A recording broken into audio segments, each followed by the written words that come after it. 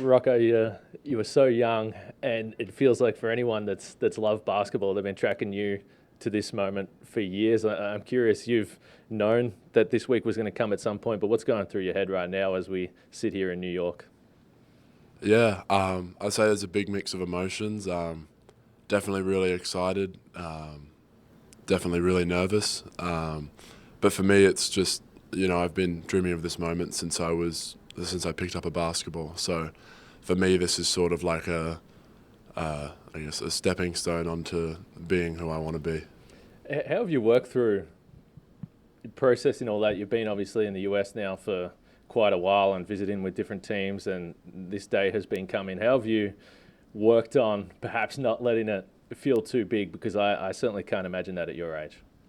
Yeah, no, it's there's definitely moments I walk into a facility and I'm like, oh wow, like I'm here, and you see it on Instagram and stuff all the time, but to be there in person is definitely a little big.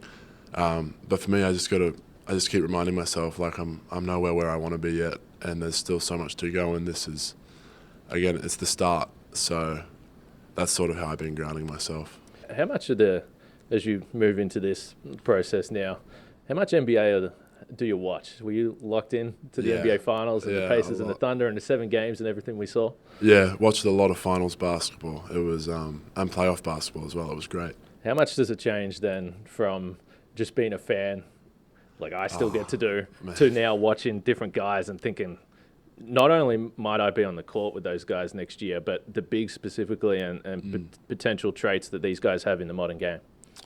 Yeah, it's crazy. I was lucky enough to see a couple games in person in Minnesota, and I'm sitting in the stands and I turn to Mum and I'm like, I think I can do that. And I see all these things, and it's super physical and it's super fast, but for me, it's like, I don't know, every time I'm there, I'm just itching to sort of get out on the floor and I guess trying to show what I can do as well. It probably feels more attainable when you're watching a young team like the Thunder, and I feel like a guy like Chet is the prototype now for 7-foot plus guys that are athletes that can block shots. Who are the guys you sort of do compare yourself to as you're watching these games?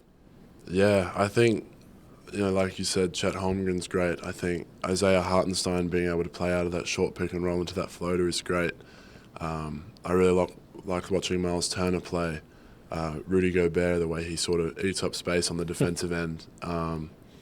For me, those guys, like defensive-minded bigs, I think to me they're the most impressive, and that's sort of what I want to build myself up like. And obviously Myles Turner has great offensive skill as well, and that's something that I see myself sort of building into that sort of mold. But yeah, I mean, those sort of guys are the guys that I watch, the sort of modern NBA big.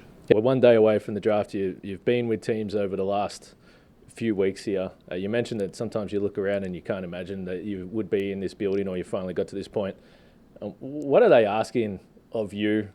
They know what you can do already. So when you get to these pre-draft workouts, what are they actually asking of you?